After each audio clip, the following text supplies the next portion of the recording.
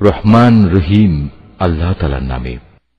অথবা তিনি শ্রেষ্ঠ যিনি আসমান সমূহ ও জমিন পয়দা করেছেন এবং আসমান থেকে তোমাদের জন্য পানি বর্ষণ করেছেন, আবার তা দিয়ে জমিনে মনোরম উদ্যান তৈরি করেছেন, অথচ তাতে একটি ক্ষুদ্র বৃক্ষ পয়দা করারও তোমাদের ক্ষমতা নেই। বলো, এসব কাজে আল্লাহ তাআলার সাথে অন্য কেউ মাবুদ আছে কি? বরং তারা হচ্ছে এমন এক সম্প্রদায় যারা অন্যকে আল্লাহ তাআলার সমকক্ষ সাব্যস্ত করছে। কিংবা তিনি শ্রেষ্ঠ যিনি জমিনকে সৃষ্টিকুলের বসবাসের উপযোগী করেছেন, আবার তার মাঝে মাঝে প্রবাহিত করেছেন অসংখ্য নদী নালা। জমিনকে সুদৃঢ় করার জন্য তার মধ্যে পর্বতমালা স্থাপন করেছেন। দুই সাগরের মাঝে মিষ্টি ও লোনা পানির সীমারেখা সৃষ্টি করে দিয়েছেন। বলো, এ সব কাজে আল্লাহ তাআলার সাথে আর কোন মাবুদ আছে কি? বরং তাদের অধিকাংশ লোক এ সত্যটুকুও জানে না। অথবা তিনিই শ্রেষ্ঠ যিনি কোনো বিপদগ্রস্ত ব্যক্তির ডাকে সাড়া দেন, যখন নিরুপায় হয়ে সে তাঁকেই ডাকতে থাকে, তখন তার বিপদ আপদ তিনি দূরীভূত করে দেন, এবং তিনি তোমাদের এ জমিনে তার প্রতিনিধি বানান। এসব কাজে আল্লাহ তাআলার সাথে আর কোন মাবুদ কি আছে? আসলে তোমরা কমই উপদেশ গ্রহণ করে থাকো। কিংবা তিনি শ্রেষ্ঠ যিনি তোমাদের জলের স্থলের গহীন অন্ধকারের পথ দেখান, যিনি তার অনুগ্রহ সম বৃষ্টি বর্ষণের আগে তার সুসংবাদ বহন করার জন্য বাতাস প্রেরণ করেন। এসব কাজে আল্লাহর সাথে অন্য কোন মাবুদ কি আছে? আল্লাহ তাআলা অনেক মহান। ওরা যা কিছু তার সাথে শরীক করে তিনি তার চাইতে অনেক ঊর্ধ্বে। অথবা তিনি শ্রেষ্ঠ যিনি গোটা সৃষ্টিকে প্রথমবার অস্তিত্বে আনায়ন করে মৃত্যুর পর তা আবার সৃষ্টি করবেন। কে তোমাদের আসমান ও জমিন থেকে রিজিক সরবরাহ করছেন? আছে কি কোন মাবুদ আল্লাহর সাথে এসব কাজে? তাদের তুমি বলো, হে নবী, যদি তোমরা তোমাদের দাবিতে সত্যবাদী হও তাহলে তার সপক্ষে কোন প্রমাণ উপস্থাপন করো। হে নবী, তুমি বলো, আল্লাহ তাআলা ছাড়া আসমান সমূহ ও জমিনে যা কিছু আছে এদের কেউই অদৃশ্য জগতের কিছু জানে না। তারা এও জানে না কবে তাদের আবার কবর থেকে ওঠানো হবে। মনে হচ্ছে আখিরাত সম্পর্কে এদের জ্ঞান নিঃশেষ হয়ে গেছে। না, আসলে তা নয়, বরং তারা এ ব্যাপারে সন্দেহে নিমজ্জিত হয়ে আছে। বরং তারা সে সম্পর্কে জেনে বুঝেই অন্ধ হয়ে আছে। যারা আল্লাহ তাআলাকে অস্বীকার করে তারা বলে, আমরা ও আমাদের বাপ দাদারা মৃত্যুর পর যখন মাটি হয়ে যাব তখনও কি আবার আমরা কবর থেকে উত্থিত হব? এমন ধরনের ওয়াদা তো আমাদের সাথে এবং এর আগে আমাদের বাপ দাদাদের সাথেও করা হয়েছিল। আসলে এগুলো ভিত্তিহীন কথা ছাড়ার কিছুই নয়, যা পূর্ববর্তীদের থেকে বর্ণিত হয়ে আসছে। হে নবী, তুমি বলো, তোমরা আল্লাহর জমিনে সফর করো এবং দেখো অপরাধীদের পরিণাম কি ভয়াবহ হয়েছে। তুমি ওদের কোনো কাজের উপর দুঃখ করো না। যা কিছু ষড়যন্ত্র এরা তোমার বিরুদ্ধে করুক না কেন তাতেও মনক্ষুণ্ণ হও না। তারা বলে, যদি তোমরা সত্যবাদী হও তাহলে বলো আযাবের ওয়াদা কখন আসবে। হে নবী, তুমি বলো, আযাবের যে বিষয়টি তোমরা ত্বরান্বিত করতে চাচ্ছ তার কিছু অংশ সম্ভবত তোমাদের পেছনে এসে দাঁড়িয়েই আছে। অবশ্যই তোমার মালিক মানুষদের প্রতি অত্যন্ত দয়াবান, কিন্তু অধিকাংশ মানুষই আল্লাহ তাআলার অনুগ্রহের শুকর আদায় করে না। যা কিছু তাদের মন গোপন করে রাখে আর যা কিছু তা বাইরে প্রকাশ করে তোমার মালিক তা ভালো করেই জানেন। আসমান ও জমিনে এমন কোন গোপন রহস্য নেই যা আমার সুস্পষ্ট গ্রন্থে লিপিবদ্ধ নেই। অবশ্যই এ কোরআন বনী ইসরায়েলদের উপর তাদের এমন অনেক কথা প্রকাশ করে দেয় যার ব্যাপারে তারা একে অপরের সাথে মতভেদ করে থাকে। নিঃসন্দেহে এ কোরআন হচ্ছে ঈমানদারদের জন্য আল্লাহ তাআলার পক্ষ থেকে হেদায়েত ও রহমত। হে নবী, তোমার মালিক নিজ প্রজ্ঞা অনুযায়ী এদের মাঝে মীমাংসা করে দেবেন। তিনি পরাক্রমশালী, তিনি সর্বজ্ঞ। অতএব হে নবী, সর্বাবস্থায় তুমি আল্লাহ তাআলার উপর নির্ভর করো। নিঃসন্দেহে তুমি সুস্পষ্ট সত্যের উপর প্রতিষ্ঠিত রয়েছ। তুমি মৃত লোকদের কখনো কিছু শোনাতে পারবে না, বধিরকেও তোমার আওয়াজ শোনাতে পারবে না, বিশেষ করে যখন তারা তোমাকে দেখে মুখ ফিরিয়ে নেয়। একইভাবে তুমি অন্ধদেরও তাদের গুমরাহি থেকে সঠিক পথের উপর আনতে পারবে না। তুমি তো শুধু তাদেরই তোমার কথা শোনাতে পারবে যারা আমার আয়াতসমূহের উপর ঈমান আনে এবং সে অনুযায়ী আল্লাহ তাআলার কাছে আত্মসমর্পণ করে। শুনে রাখো, যখন আমার প্রতিশ্রুত সময় তাদের উপর এসে পড়বে, তখন আমি মাটির ভেতর থেকে তাদের জন্য এক অদ্ভুত জীব বের করে আনব, যা অলৌকিকভাবে তাদের সাথে কথা বলবে, কেননা মানুষরা আমার আয়াতসমূহে বিশ্বাস করত না। রুকু 7। সেদিনের কথা ভাবো, যেদিন আমি প্রতিটি উম্মত থেকে এক একটি দলকে এনে জড়ো করব, যারা আমার আয়াতসমূহকে মিথ্যা প্রতিপন্ন করেছে। অতঃপর তাদের বিভিন্ন দলে উপদলে ভাগ করে দেয়া হবে। এমনি করে ওরা যখন আল্লাহ তাআলার সামনে হাজির হবে, তখন আল্লাহ তাআলা তাদের জিজ্ঞেস করবেন, তোমরা কি আমার আয়াতসমূহকে শুধু এ কারণেই অস্বীকার করেছিলে যে তোমাদের সীমিত জ্ঞান দিয়ে তোমরা সে আয়াতের মর্ম পর্যন্ত পৌঁছতেও পারোনি? বলো, তার সাথে তোমরা আর কি আচরণ করতে? যেহেতু এরা দুনিয়ার জীবনে নানা ধরনের জুলুম করেছে, তাই আজ এদের উপর আযাবের প্রতিশ্রুতি পুরো হয়ে যাবে। এরা আর কোন রকম উচ্চ বাচ্চাও করতে পারবে না। এরা কি দেখেনি আমি রাতকে এজন্যই তৈরি করেছি যেন তারা তাতে বিশ্রাম করতে পারে। অপরদিকে জীবিকার প্রয়োজনে দিনকে বানিয়েছি আলোক উজ্জ্বল। অবশ্যই এর দিবারাত্রির পার্থক্যের মাঝে তাদের জন্য অনেক নিদর্শন রয়েছে, যারা আল্লাহ তাআলার উপর ঈমান আনে। যেদিন সিঙায় ফু দেয়া হবে, যারা আসমান সমূহে আছে এবং যারা জমিনে আছে, তারা সবাই সেদিন ভীত সন্ত্রস্ত হয়ে পড়বে। তবে তাদের কথা আলাদা, যাদের আল্লাহ তাআলা এ থেকে বাঁচাতে চাইবেন। সবাই সেদিন তার সামনে অবনমিত অবস্থায় হাজির হবে। হে মানুষ, আজ তুমি পাহাড়কে দেখতে পাচ্ছ। তুমি মনে করে নিয়েছ তা অনড় হয়ে দাঁড়িয়ে আছে, কিন্তু কিয়ামতের দিন এ পাহাড়গুলোই মেঘের মতো উড়তে থাকবে। এটা আল্লাহ তাআলার সৃষ্টির শৈল্পিক নিপুণতা, যিনি প্রতিটি জিনিস মজবুত করে বানিয়ে রেখেছেন। তোমরা যা কিছু করছো, অবশ্যই আল্লাহ তাআলা সেসব ব্যাপারে সম্যক অবগত আছেন। সেদিন যে ব্যক্তি কোনো নেক কাজ নিয়ে আমার সামনে হাজির হবে, তাকে উৎকৃষ্ট প্রতিফল দেয়া হবে। এমন ধরনের লোকেরা সেদিনের ভীতিকর অবস্থা থেকেও নিরাপদ থাকবে। অপরদিকে যে ব্যক্তি কোন রকম মন্দ কাজ নিয়ে আসবে, তাদের সেদিন উল্টো করে আগুনে নিক্ষেপ করা হবে। জাহান্নামের প্রহরীরা তাদের বলবে, তোমরা যা কিছু করতে তার বিনিময় হিসেবে এছাড়া আর কি কিছুই তোমাদের দেয়া যাবে? হে নবী, তুমি বলো, আমাকে তো শুধু এইটুকু আদেশ দেয়া হয়েছে যেন আমি এ মক্কা নগরীর আসল মালিকের ইবাদত করি, যিনি একে সম্মানিত করেছেন। মূলত তিনি হচ্ছেন সব কিছুর একমাত্র মালিক। আমাকে এও হুকুম দেয়া হয়েছে যেন আমি তাঁরই আদেশের সামনে আত্মসমর্পণ করি। আমি যেন কোরআন তেলাওয়াত করি। অতঃপর যে ব্যক্তি হেদায়েতের পথ অনুসরণ করবে, সে তো তা করবে তার নিজের মুক্তির জন্যই। আর যে ব্যক্তি এর পরেও গোমরাহ থেকে যাবে, তাকে শুধু তুমি এটুকু বলো, আমি তো কেবল তোমার জন্য জাহান্নামের একজন সতর্ককারী মাত্র। তুমি আরো বলো, সমস্ত প্রশংসা একমাত্র আল্লাহ তাআলার জন্যই। অচিরেই তিনি তোমাদের এমন কিছু নিদর্শন দেখাবেন, যা দেখলে তোমরা তা সহজেই চিনে নেবে। তোমরা যা কিছু আচরণ করছো, আল্লাহ তাআলা সে সম্পর্কে মোটেই বেখবর নন। সূরা আল কাসাস। রহমান রহিম আল্লাহ তাআলার নামে। তাসিন মিম। এ হচ্ছে সুস্পষ্ট কিতাবের আয়াত। হে নবী, এই আয়াতসমূহের মাধ্যমে আমি তোমাকে মুসা ও ফেরাউনের কিছু ঘটনা ঠিক ঠিক করে বলে দিতে চাই। এটা তাদের জন্য যারা আল্লাহ তাআলার উপর ঈমান আনে। ঘটনাটা ছিল এই, ফেরাউন আল্লাহর জমিনে অনেক শক্তিশালী হয়ে উঠেছিল। সে তার দেশের অধিবাসীদের বিভিন্ন শ্রেণীতে বিভক্ত করে রেখেছিল। সে তার একটি দলকে হীনবল করে রেখেছিল। সে তাদের পুত্রদের হত্যা করত এবং নারীদের জীবিত রেখে দিত। অবশ্যই সে ছিল জমিনে বিপর্যয় সৃষ্টিকারী ব্যক্তিদের একজন। ফেরাউনের এসব নিপীড়নের মোকাবেলায় আমি সে জমিনে যাদের হীনবল করে রাখা হয়েছিল, তাদের উপর কিছুটা অনুগ্রহ করতে এবং ফেরাউনের সেবা দাস থেকে উঠিয়ে তাদের দেশের নেতা বানিয়ে দিতে চাইলাম। আমি তাদের এ জমিনের উত্তরাধিকারী বানিয়ে দিতে চাইলাম।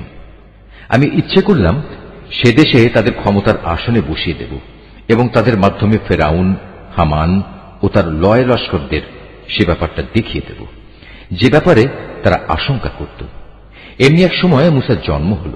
যখন আমি মুসার মায়ের কাছে এ আদেশ পাঠালাম, তুমি তাকে বুকের দুধ খাওয়াও।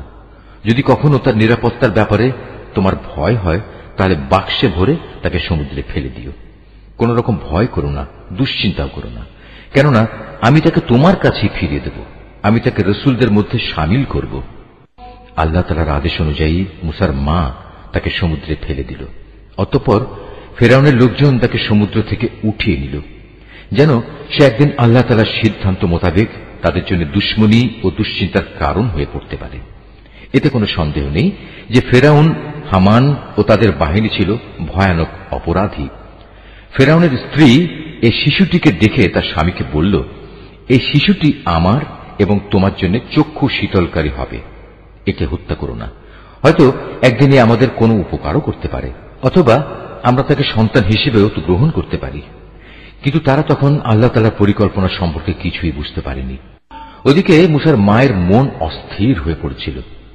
আমার প্রতি আস্থাশীল থাকার জন্য যদি আমি তার মনকে দৃঢ় না করে দিতাম, তাহলে সে তো দুশ্মনের কাছে তার খবর প্রকাশ করেই দিচ্ছিল। সে মুসার বোনকে বলল, তুমি সাগরের পাড় ধরে এর পেছন পেছন যাও। কথানুযায়ী সে তাকে দূর থেকে এমনভাবে পর্যবেক্ষণ করতে থাকল যে ফেরাউনের লোকেরা টেরও করতে পারল না। ওদিকে আগে থেকেই আমি তার উপর ধাত্রীদের স্তনের দুধ খাওয়ানো বন্ধ করে রেখেছিলাম। এই অবস্থা দেখে সে বোনটি বলল, আমি কি তোমাদের এমন একটি পরিবারের নাম ঠিকানা বলে দেব যারা তোমাদের জন্য একে লালন পালন করবে, সাথে সাথে তারা এর শুভানুধ্যায়ীও হবে? আমি তাকে আবার তার মায়ের কোলে ফিরিয়ে আনলাম, যাতে করে নিজের সন্তানকে দেখে তার চোখ ঠান্ডা হয়ে যায় এবং সে কোন রকম দুঃখ না পায়। সে এ কথাটাও ভালো করে জেনে নিতে পারে আল্লাহ তাআলার ওয়াদা সত্য, যদিও অধিকাংশ লোক এটা জানে না। যখন সে পূর্ণ যৌবনে উপনীত হল এবং শারীরিক শক্তিতে পূর্ণতা প্রাপ্ত হল, তখন আমি তাকে জ্ঞান ও প্রজ্ঞা দান করলাম। আমি নেককার লোকদের এভাবেই প্রতিফল দান করি।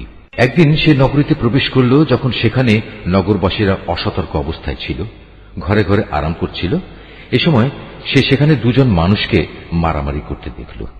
এদের একজন ছিল তার নিজ জাতি বনী ইসরায়েলের, আর দ্বিতীয় ব্যক্তি ছিল তার শত্রু দলের লোক। যে ব্যক্তি ছিল তার দলের, সে তখন দ্বিতীয় ব্যক্তির মোকাবেলায় তার সাহায্য চাইল, যে ছিল তার শত্রু দলের। তখন মুসা তাকে একটি ঘুষি মারল। এভাবে সে তাকে হত্যাই করে ফেলল। সাথে সাথে অনুতপ্ত হয়ে সে বলল, এটা একটা শয়তানি কাজ। অবশ্যই সে হচ্ছে মানুষের দুশমন এবং প্রকাশ্য বিভ্রান্তকারী। সে আরো বলল, হে আমার মালিক, অনিচ্ছাকৃত এ কাজ করে আমি তো আমার নিজের উপর বড় জুলুম করে ফেলেছি। হে আল্লাহ তাআলা, তুমি আমাকে ক্ষমা করে দাও। অতঃপর আল্লাহ তাআলা তাকে ক্ষমা করে দিলেন, কেননা তিনি হচ্ছেন ক্ষমাশীল ও পরম দয়ালু। সে আরো বলল, হে আমার মালিক, তুমি যেভাবে আমার উপর মেহেরবানি করেছ, সে অনুযায়ী আমিও তোমাকে প্রতিশ্রুতি দিচ্ছি, আমি আর কখনো কোনো অপরাধী ব্যক্তির জন্য সাহায্যকারী হব না। অতঃপর ভীত শঙ্কিত অবস্থায় সে নগরীতে তার ভোর হল। হঠাৎ সে দেখতে পেল আগের দিন যে ব্যক্তি তার কাছে সাহায্য প্রার্থনা করেছিল, সে আবার তাকে সাহায্যের জন্য চিৎকার করছে। মুসা এবার তাকে বলল, তুমি তো দেখছি একজন ভারী গোমরা লোক। তারপরেও যখন সে ও ফরিয়াদি ব্যক্তিটি তাদের উভয়ের শত্রুর উপর হাত ওঠাতে চাইল, তখন এ ব্যক্তিটি মনে করল মুসা তাকে বুঝি মেরেই ফেলবে। তাই সে বলল, তুমি কি আজ আমাকে সেভাবেই হত্যা করতে চাও যেভাবে কাল তুমি এক ব্যক্তিকে হত্যা করেছ? তুমি তো জমিনের দারুণ স্বেচ্ছাচারী হতে চলেছ। তুমি কি মোটেই শান্তি স্থাপনকারী হতে চাও না? এর কিছুক্ষণ পরেই এক ব্যক্তি নগরীর আরেক প্রান্ত থেকে দৌড়ে এসে বলল, হে মুসা, আমি এইমাত্র শুনে এলাম ফেরাউনের দরবারীরা তোমাকে হত্যা করার ব্যাপারে পরামর্শ করছে। অতএব তুমি এক্ষুনি শহর থেকে বের হয়ে যাও। আমি হচ্ছে তোমার একজন শুভাকাঙ্ক্ষী বন্ধু। অতঃপর সে ভীত ও আতঙ্কিত অবস্থায় নগরী থেকে বের হয়ে গেল এবং যেতে যেতে বলল, হে মালিক, তুমি আমাকে জালিম জাতির হাত থেকে রক্ষা করো। মিশর ছেড়ে যখন সে মাদিয়ান অভিমুখে যাত্রা করল, তখন বলল, আমি আশা করি আমার মালিক আমাকে সঠিক পথই দেখাবেন। অবশেষে যখন সে মাদিয়ানের একটি পানির কূপের কাছে পৌঁছল, তখন দেখল তার পাশে অনেক মানুষ। তারা পশুদের পানি পান করাচ্ছে এবং তাদের অদূরে সে দুজন রমণীকে দেখতে পেল, যারা নিজ নিজ পশুদের আগলে রাখছে। সে তাদের জিজ্ঞেস করল, তোমাদের কি হল? তোমরা পশুদের পানি খাওয়াচ্ছ না?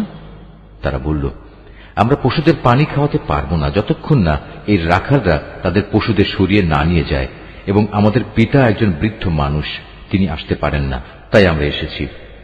একথা শোনার পর সে এদের পশুগুলোকে পানি খাইয়ে দিল। তারপর সরে একটি গাছের ছায়ার দিকে গেল এবং আল্লাহকে বলল, হে আমার মালিক, এই মুহূর্তে তুমি নিরাপদ আশ্রয় হিসেবে যে নিয়ামতই আমার উপর নাজিল করবে আমি একান্তভাবে তারই মুখাপেক্ষী হয়ে থাকব। আল্লাহ তাআলার নিয়ামত আসতে দেরি হল না। মুসা দেখতে পেল সে দুই রমণীর একজন লজ্জা জড়ানো অবস্থায় তার কাছে এলো এবং বলল, আমার পিতা তোমাকে তার কাছে ডেকেছেন। তুমি যে আমাদের পশুগুলোকে পানি খাইয়ে দিয়েছিলে তার জন্য তিনি তোমাকে কিছু পারিশ্রমিক দিতে চান।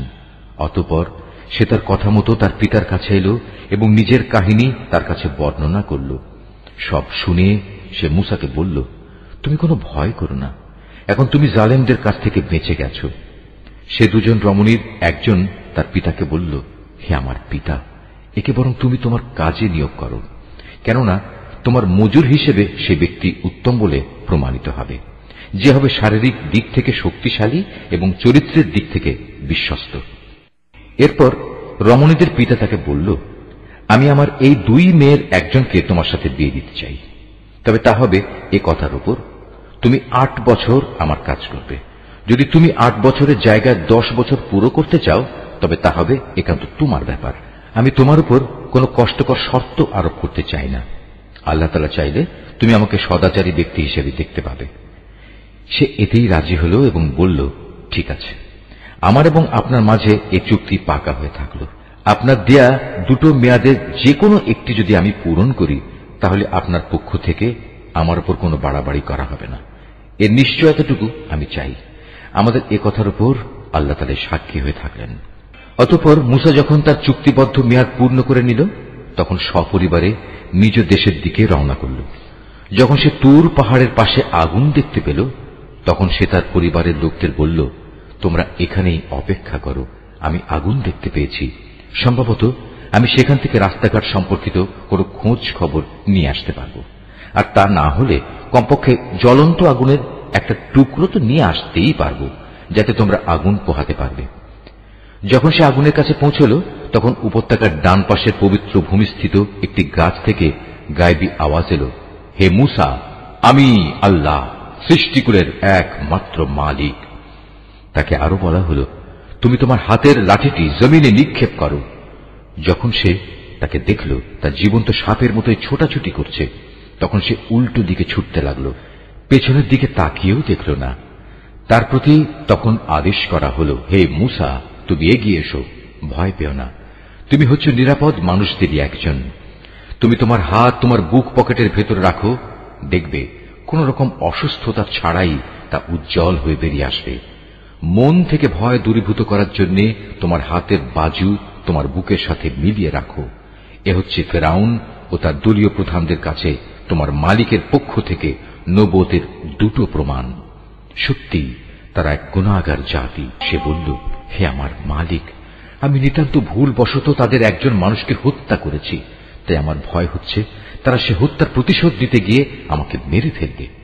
যেহেতু কথা বলার ব্যাপারে আমার জিহ্বার জড়তা আছে, তাই আমার ভাই হারুন সে আমার চাইতে ভালো করে কথা বলতে পারে, অতএব তুমি তাকে সাহায্যকারী হিসেবে আমার সাথে পাঠিয়ে দাও, যাতে করে সে আমাকে সমর্থন করতে পারে। আমার ভয় হচ্ছে আমি একা গেলে তারা আমাকে মিথ্যা প্রতিপন্ন করবে। আল্লাহ তাআলা বললেন, তুমি চিন্তা করো না, আমি তোমার ভাইকে দিয়ে তোমার হাত শক্তিশালী করব এবং আমার আয়াতসমূহ দিয়ে আমি তোমাদের উভয়কে শক্তি যোগাবো, ফলে তারা আর কখনো তোমাদের কাছে পৌঁছতে পারবে না। পরিশেষে তোমরা এবং তোমাদের অনুসারীরাই তাদের উপর বিজয়ী হবে। অতঃপর যখন মুসা আমার সুস্পষ্ট আয়াতসমূহ নিয়ে ওদের কাছে হাজির হল তখন তারা বলল, এ তো কতিপয় অলিক ইন্দ্রজাল ছাড়া আর কিছুই নয়। আমরা আমাদের বাপ দাতাদের জামানায় তো এমন কিছু ঘটতে শুনিনি। মুসা বলল, আমার মালিক ভালো করেই জানেন তার কাছ থেকে হেদায়েত নিয়ে কে এসেছে এবং সেদিনের মতো আজ কার পরিণাম কি হবে। তবে একথা ঠিক, জালেমরা কখনোই সফল হয় না। ফেরাউন বলল, হে আমার পারিষদরা, আমি তো জানি না আমি ছাড়া তোমাদের আরো কোনো মাবুদ আছে। অতঃপর সে হামানকে বলল, হে হামান, যাও আমার জন্য ইট তৈরির নিমিত্ত মাটিকে আগুনে পোড়াও, অতঃপর তা দিয়ে আমার জন্য একটি সুউচ্চ প্রাসাদ নির্মাণ করো, যেন আমি তাতে উঠে মুসার মাবুদকে দেখে নিতে পারি। আমি অবশ্য তাকে মিথ্যাই মনে করি। সে এবং তার বাহিনীর লোকেরা অন্যায়ভাবেই আল্লাহর জমিনে অহংকার করল।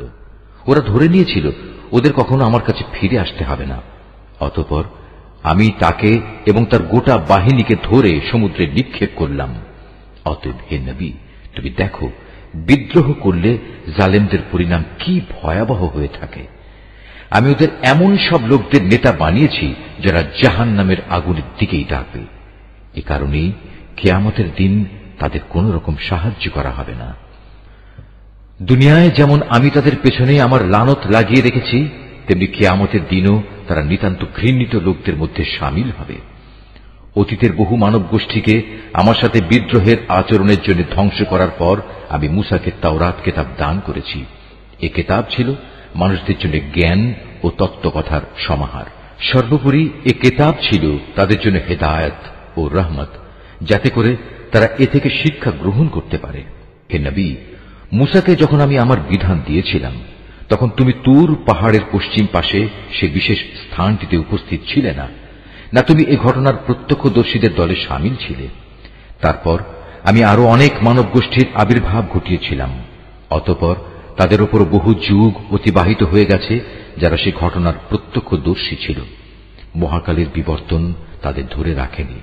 আর তুমি মাদিয়ানবাসীদের মাঝেও উপস্থিত ছিলে না যে তুমি তাদের কাছে আমার আয়াতসমূহ পড়ে পড়ে শুনিয়েছ, কিন্তু সে সময়ের খবরাখবর তোমার কাছে পৌঁছানোর জন্য আমি সেখানে মজুদ ছিলাম। মুসাকে যখন আমি প্রথমবার আওয়াজ দিয়েছিলাম, তখনও তুমি তুর পাহাড়ের কোন দিকেই মজুদ ছিলে না। বস্তুত এটা হচ্ছে তোমার প্রতি তোমার মালিকের রহমত। তিনি তোমাকে এসব অবহিত করেছেন, যাতে করে এর মাধ্যমে তুমি এমন এক সম্প্রদায়কে সতর্ক করতে পারো যাদের কাছে তোমার আগে কোনো সতর্ককারী আসেনি, যে তারা উপদেশ গ্রহণ করবে। এমন যেন না হয় ওদের কৃতকর্মের জন্য ওদের ওপর কোনো বিপর্যয় এসে পড়বে, এবং তখন তারা বলবে, হে আমাদের মালিক, তুমি আমাদের কাছে কোনো রসুল পাঠালে না কেন?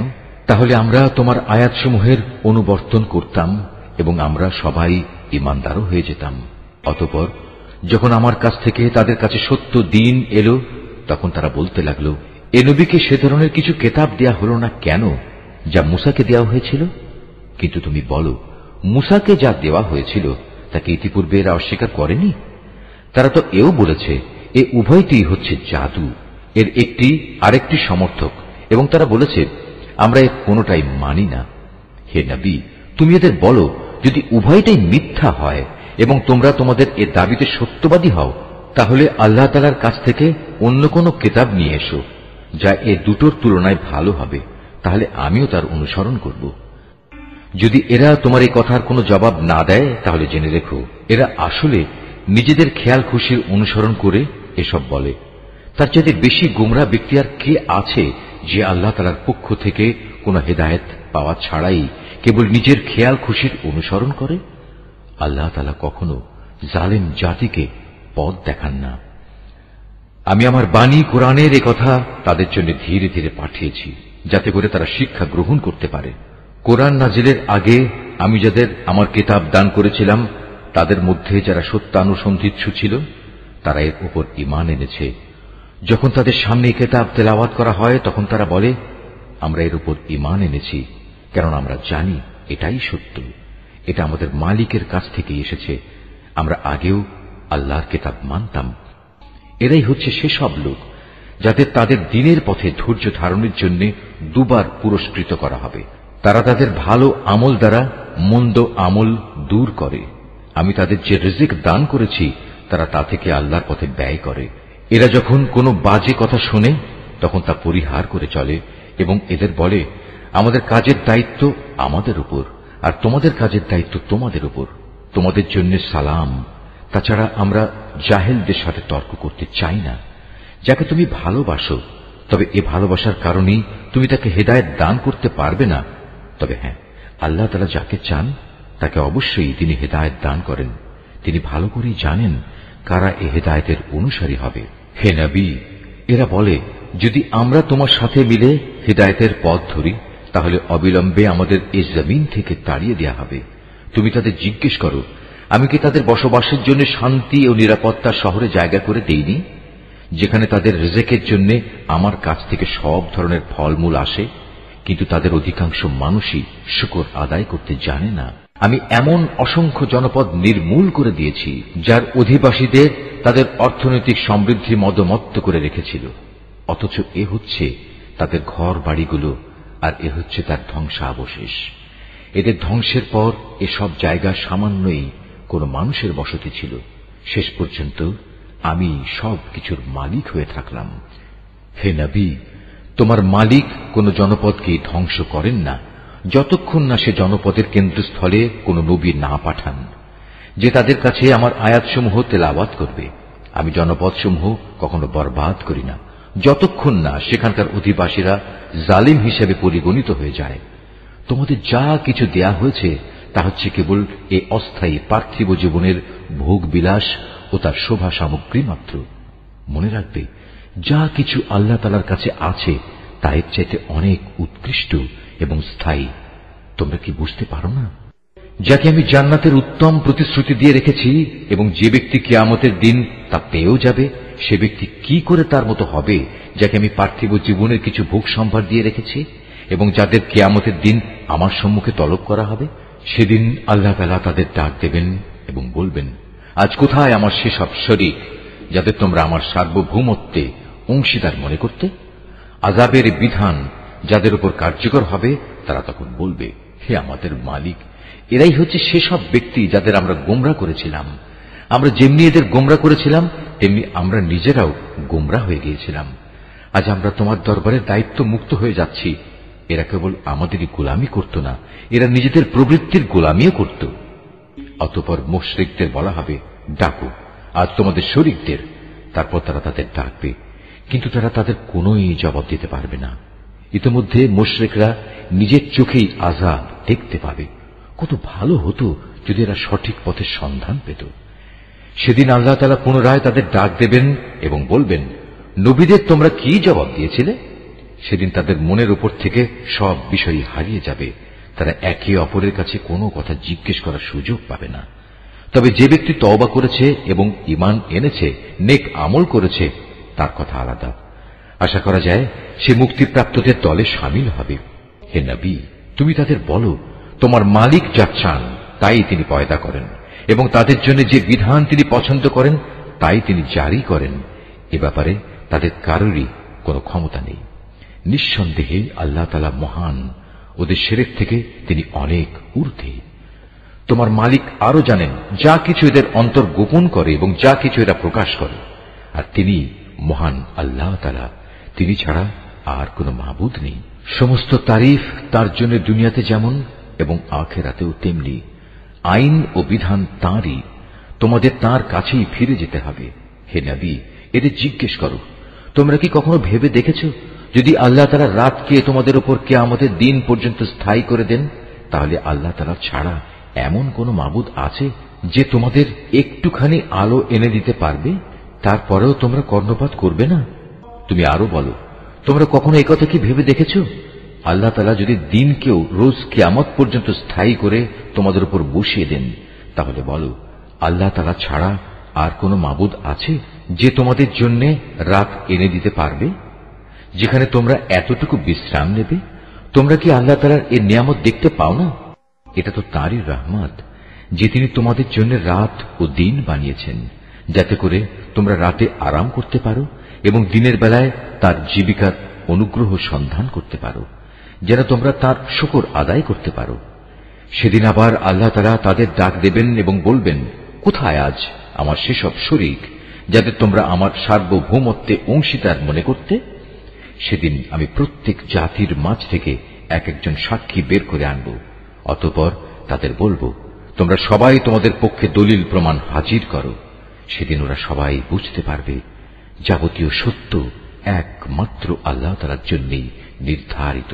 তারা আল্লাহ তাআলা সম্পর্কে যেসব কথা উদ্ভাবন করত তা নিমিষেই তাদের কাছ থেকে হারিয়ে যাবে। নিঃসন্দেহে কারুন ছিল মুসার জাতির লোক, কিন্তু তা সত্ত্বেও সে তার উপর ভারী জুলুম করেছিল। অথচ আমি তাকে এত বিশাল পরিমাণ ধনভাণ্ডার দান করেছিলাম যে তার ভাণ্ডারের চাবিগুলো বহন করা একদল শক্তিশালী লোকের পক্ষেও ছিল একটা কষ্টসাধ্য ব্যাপার। একবার তার জাতির লোকেরা তাকে বলল, ধন সম্পদ নিয়ে দম্ভ করো না, কেননা আল্লাহ তাআলা দাম্ভিকদের পছন্দ করেন না, এবং এই যে সম্পদ যা আল্লাহ তাআলা তোমাকে দিয়েছেন তা দিয়ে পরকালের কল্যাণ তালাশ করো, এবং দুনিয়া থেকে সম্পদের যে আসল অংশ পরকালে নিয়ে যেতে হবে তা ভুলে যেও না। এবং আল্লাহ তাআলা যেভাবে ধন সম্পদ দিয়ে তোমার উপর মেহেরবানি করেছেন, তুমিও তেমনি তার পথে তা ব্যয় করে তার বান্দাদের উপর দয়া করো। সম্পদের বাহাদুরি দিয়ে জমিনে বিপর্যয় সৃষ্টি করতে উৎসাহী হয়েও না। নিঃসন্দেহে আল্লাহ তাআলা ফাসাদি লোকদের ভালোবাসেন না। কারণ একথা শুনে বলল, এই বিশাল ধন সম্পদ আমার জ্ঞান ও যোগ্যতা বলেই আমার কাছে এসেছে। কিন্তু এ মূর্খ লোকটা কি জানত না আল্লাহ তাআলা তার আগে বহু মানব গোষ্ঠীকে ধ্বংস করে দিয়েছেন, যারা শক্তি সামর্থ্যে তার চেয়ে ছিল অনেক প্রবল এবং তাদের জমা মূলধনও তার তুলনায় ছিল অনেক বেশি। অপরাধীদের তাদের অপরাধজনিত অজুহাত সম্পর্কে জিজ্ঞাসাবাদ করা হবে না। অতঃপর একদিন সে তার লোকদের সামনে নিজের শান শওকতের প্রদর্শনী করার জন্য জাঁক জমকের সাথে বের হল।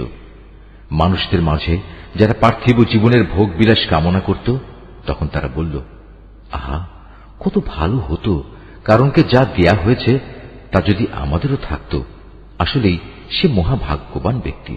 অপরদিকে যাদের আল্লাহ তাআলার রহস্য জ্ঞান দেয়া হয়েছে, তারা বলল, ঠিক তোমাদের সম্পদের উপর। বস্তুত যারা আল্লাহ তাআলার উপর ঈমান আনে এবং নেক কাজ করে, তাদের জন্য তো আল্লাহ তাআলার দেয়া পুরস্কারই শ্রেষ্ঠ, আর তা শুধু ধৈর্যশীলরাই পেতে পারে। পরিশেষে আমি তাকে এবং তার ঐশ্বর্যে ভরা প্রাসাদকে জমিনে গেঁড়ে দিলাম। তখন যারা তার সম্পদের জন্য একটু আগেই আক্ষেপ করছিল, তাদের এমন কোন দলই সেখানে মজুদ ছিল না যারা আল্লাহ তাআলার গজবের মোকাবেলায় তাকে একটু সাহায্য করতে পারল, না সে নিজে নিজেকে গজব থেকে রক্ষা করতে পারল। মাত্র গতকাল সন্ধ্যা পর্যন্ত যারা তার জায়গায় পৌঁছার কামনা করছিল, তারা আজ সকাল বেলায় বলতে লাগল, আসলে আল্লাহ তাআলা তার বান্দাদের মাঝে যাকে চান তার জন্য রিজিক বাড়িয়ে দেন, আর যাকে চান তার জন্য তা সংকীর্ণ করে দেন। যদি আল্লাহ তাআলা আমাদের উপর তাঁর অনুগ্রহ না করতেন, আমাদেরও তিনি কারণের মতোই আজ জমিনের ভেতর পুঁতে দিতেন। আসলে কাফেররা কখনোই সফল কাম হয় না। এটা হচ্ছে আখিরাতের চির শান্তির ঘর। আমি এটা তাদের জন্য নির্ধারিত করে রেখেছি যারা দুনিয়ায় কোন রকম প্রাধান্য বিস্তার করতে চায় না, না তারা জমিনে কোন রকম বিপর্যয় সৃষ্টি করতে চায়। শুভ পরিণাম তো পরহেজগার মানুষদের জন্যই রয়েছে। যে ব্যক্তি কিয়ামতের দিন কোন নেকি নিয়ে হাজির হবে, তাকে তার পাওনার চাইতে বেশি পুরস্কার দেয়া হবে। আর যে ব্যক্তি কোনো মন্দ কাজ নিয়ে আসবে, সে যেন জেনে রাখে যারাই মন্দ কাজ করেছে তাদের কেবল সেটুকু পরিমাণ শাস্তি দেয়া হবে, যে পরিমাণ মন্দ তারা নিয়ে এখানে হাজির হবে। হে নবী, যে আল্লাহ তাআলা এই কোরআন তোমার উপর অবশ্য পালনীয় করেছেন, তিনি অবশ্যই তোমাকে তোমার কাঙ্ক্ষিত পুণ্যভূমিতে ফিরিয়ে নিয়ে যাবেন। তুমি তাদের বলো, আমার মালিক এটা ভালো করেই জানেন কে তার কাছ থেকে হেদায়েত নিয়ে এসেছে আর কে সুস্পষ্ট গুমরাহিতে নিমজ্জিত রয়েছে। হে নবী, তুমি তো কখনো এ আশা করনি তোমার উপর কোন কিতাব নাজিল হবে। হ্যাঁ, এটা ছিল তোমার মালিকের একান্ত মেহেরবানি যে তিনি তোমাকে কিতাব দান করেছেন। সুতরাং তুমি কখনো সত্য প্রত্যাখ্যানকারী জালেমদের পক্ষ নেবে না। দেখো, এমন যেন কখনো না হয় যে তোমার উপর আল্লাহ তাআলার আয়াতসমূহ নাজিল হবার পর তারা তোমাকে এর অনুসরণ থেকে বিরত রাখবে। তোমার কাজ হবে তুমি মানুষদের তোমার মালিকের দিকে আহ্বান করবে এবং নিজে তুমি কখনো মুশরিকদের অন্তর্ভুক্ত হবে না। কখনো আল্লাহ তাআলার সাথে তুমি অন্য কোন মাবুদকে ডেকো না। তিনি ব্যতীত অন্য কোন মাবুদ নেইও। তার মহান সত্তা ছাড়া প্রতিটি বস্তুই ধ্বংসশীল। যাবতীয় সার্বভৌমত্ব তাঁর জন্যই এবং তোমাদের সবাইকে তাঁর কাছেই ফিরে যেতে হবে। সূরা আল আনকাবুত। রহমান রহিম আল্লাহ তাআলার নামে। আলিফ লাম মিম। মানুষরা কি এটা মনে করে নিয়েছে তাদের শুধু এটুকু বলার কারণেই ছেড়ে দেয়া হবে যে আমরা ঈমান এনেছি এবং তাদের কোন রকম পরীক্ষা করা হবে না? আমি তো সেসব লোকদেরও পরীক্ষা করেছি যারা এদের আগে এভাবেই ঈমানের দাবি করেছিল। আল্লাহ তাআলা অবশ্যই তাদের ভালো করে জেনে নেবেন যারা ঈমানের দাবিতে সত্যবাদী, আবার ঈমানের মিথ্যা দাবিদারদেরও তিনি অবশ্যই জেনে নেবেন। যারা সব সময় গুনাহের কাজ করে বেড়ায়, তারা এটা ধরে নিয়েছে তারা বুদ্ধির প্রতিযোগিতায় আমার থেকে আগে চলে যাবে। এটা তাদের একটা মন্দ সিদ্ধান্ত যা আমার সম্পর্কে তারা করতে পারল। তোমাদের মধ্যে যে ব্যক্তি এ আশা করে সে আল্লাহ তাআলার সামনাসামনি হবে, তবে সে যেন জেনে রাখে আল্লাহ তাআলার নির্ধারিত এই সময়টা অবশ্যই আসবে। আল্লাহ তাআলা সবকিছু শুনেন, সবকিছু জানেন। যে ব্যক্তি আল্লাহ তাআলার পথে সংগ্রাম সাধনা করে সে তো আসলে তা করে তার নিজের কল্যাণের জন্যই, কেননা আল্লাহ তাআলা সৃষ্টিকুল থেকে প্রয়োজন মুক্ত।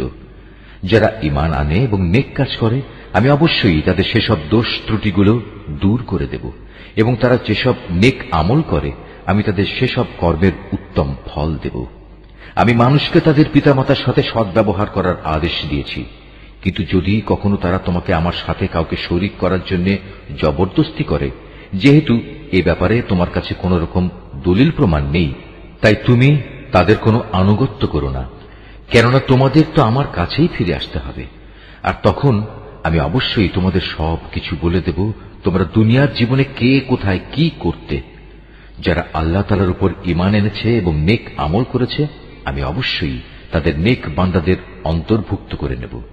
মানুষদের মাঝে কিছু এমনও আছে যারা মুখে বলে আমরা আল্লাহ তাআলার উপর ঈমান এনেছি, কিন্তু যখন তাকে আল্লাহর পথে চলার জন্য কষ্ট দেয়া হয় তখন তারা মানুষের এই পীড়নকে আল্লাহ তাআলার আযাবের মতোই মনে করে।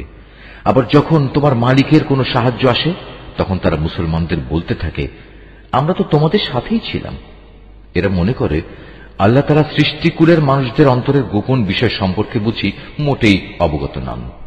আল্লাহ তাআলা অবশ্যই তাদের ভালো করে জেনে নেবেন যারা ঈমান এনেছে, আবার তিনি মুনাফিকদেরও ভালো করে জেনে নেবেন। কাফেররা ঈমানদারদের বলে তোমরা আমাদের পথের অনুসরণ করো, আমরা কিয়ামতের দিন তোমাদের গুনাহসমূহের বোঝা তুলে নেব। অথচ তারা সেদিন তাদের নিজেদের গুনাহসমূহের সামান্য পরিমাণ বোঝাও উঠাতে পারবে না। এরা আসলেই মিথ্যাবাদী। কিয়ামতের দিন এরা অবশ্যই তাদের নিজেদের গুনাহের বোঝা উঠাবে, তারপর তাদের এ বোঝার সাথে থাকবে তোমাদের বোঝাও। দুনিয়ার জীবনে যত মিথ্যা কথা তারা উদ্ভাবন করেছে তাদের অবশ্যই সে ব্যাপারে সেদিন প্রশ্ন করা হবে। আমি নূহকে তার জাতির কাছে পাঠিয়েছিলাম, সে ওদের মাঝে অবস্থান করল 50 কম 1000 বছর। তারা যখন তার কথা শুনল না তখন মহাপ্লাবন এসে তাদের পাকড়াও করল। মূলত তারা ছিল বড়ই জালেম। এ মহাপ্লাবন থেকে আমি তাকে এবং তার সাথে নৌকার আরোহীদের রক্ষা করেছি, আর আমি এই ঘটনাকে সৃষ্টিকুলের মানুষদের জন্য একটি নিদর্শন বানিয়ে রেখেছি। আর যখন ইব্রাহিম তার জাতিকে বলল তোমরা এক আল্লাহ তাআলার ইবাদত করো এবং তাঁকেই ভয় করো, এটাই তোমাদের জন্য ভালো যদি তোমরা বুঝতে পারো। তোমরা তো আল্লাহ তাআলাকে বাদ দিয়ে কেবল মূর্তিসমূহের পূজা করো এবং স্বয়ং আল্লাহ তাআলা সম্পর্কে মিথ্যা কথা উদ্ভাবন করো। আল্লাহ তাআলাকে বাদ দিয়ে যেসব মূর্তির তোমরা পূজা করো তারা তোমাদের কোন রকম রিজিকের মালিক নয়। অতএব তোমরা একমাত্র আল্লাহ তাআলার কাছেই রিজিক চাও, শুধু তাঁরই ইবাদত করো এবং তার নিয়ামতের শুকর আদায় করো, কেননা তোমাদের তাঁর কাছেই ফিরে যেতে হবে। আর যদি তোমরা আমার নবীকে মিথ্যা প্রতিপন্ন করো তাহলে জেনে রেখো তোমাদের আগের জাতির লোকেরাও তাদের জমানার নবীদের মিথ্যা প্রতিপন্ন করেছে। মূলত সুস্পষ্ট রূপে মানুষদের কাছে আল্লাহর কথা পৌঁছে দেয়াই হচ্ছে রসুলের কাজ। এই লোকেরা কি লক্ষ্য করে না কিভাবে আল্লাহ তাআলা প্রথমবার তার সৃষ্টিকে অস্তিত্ব দান করলেন, কিভাবে তাকে আবার জীবিত করবেন? অবশ্য এর দ্বিতীয়বার সৃষ্টি করার কাজটা আল্লাহ তাআলার কাছে নিতান্ত সহজ। হে নবী, তুমি বলো তোমরা আল্লাহর জমিনে পরিভ্রমণ করো এবং এর সর্বত্র দেখো কিভাবে আল্লাহ তাআলা তার সৃষ্টিকে প্রথমবার অস্তিত্বে আনেন এবং একবার ধ্বংস হয়ে গেলে কিভাবে আবার তিনি তা পুনর্বার পয়দা করেন। নিঃসন্দেহে আল্লাহ তাআলা সব কিছুর উপর প্রবল ক্ষমতাবান। তিনি যাকে চান তাকে শাস্তি দেন, আবার যাকে চান তাকে ক্ষমা করে তার উপর অনুগ্রহ করেন। সর্বাবস্থায় তোমাদের তার দিকেই ফিরে যেতে হবে। তোমরা জমিনের অতলে যেমন আল্লাহ তাআলাকে তার পরিকল্পনায় অক্ষম করে দিতে পারবে না, তেমনি পারবে না আসমানের কোন চূড়ায়ও। বস্তুত আল্লাহ তাআলা ছাড়া তোমাদের কোনো অভিভাবক নেই, নেই কোনো সাহায্যকারীও। যারা আল্লাহ তাআলার আয়াতসমূহ ও তার সামনাসামনি হওয়া অস্বীকার করে, মূলত সেসব লোক আমার অনুগ্রহ থেকে নিরাশ হয়ে গেছে। আর এরাই হচ্ছে সেসব মানুষ যাদের জন্য রয়েছে মর্মন্তুদ শাস্তি। অতঃপর তাদের ইব্রাহিমের জাতির কাছে এছাড়া আর কোনো জবাব থাকল না, যে তারা বলতে লাগলো একে মেরেই ফেলো কিংবা তাকে আগুনে পুড়িয়ে দাও। অতঃপর তারা যখন তাকে আগুনে নিক্ষেপ করল তখন আল্লাহ তাআলা তাকে জ্বলন্ত আগুন থেকে উদ্ধার করলেন। অবশ্যই মুমিন জাতির জন্য এ ঘটনার মাঝে আল্লাহ তাআলার কুদরতের অনেক নিদর্শন মজুদ রয়েছে। ইব্রাহিম বলল, হে আমার জাতির লোকেরা, তোমরা তোমাদের পার্থিব জীবনে একে অপরের প্রতি ভালোবাসা বৃদ্ধির খাতিরে আল্লাহ তাআলাকে বাদ দিয়ে নিজেদের হাতে গড়া মূর্তিগুলোকে নিজেদের মাবুদ ধরে নিয়েছ। অথচ কিয়ামতের দিন তোমাদের এই ভালোবাসার একজন ব্যক্তি আরেকজনকে চিনতেও অস্বীকার করবে। তারা তখন একজন আরেকজনকে অভিশাপ দিতে থাকবে। পরিশেষে তোমাদের সবার চূড়ান্ত ঠিকানা হবে জাহান্নাম, আর সেদিন কেউই তোমাদের কোন রকম সাহায্য করবে না। অতঃপর লূত তার উপর ঈমান আনল। ইব্রাহিম বলল, আমি এবার আমার মালিকের বলে দেয়া স্থানের দিকে হিজরত করছি।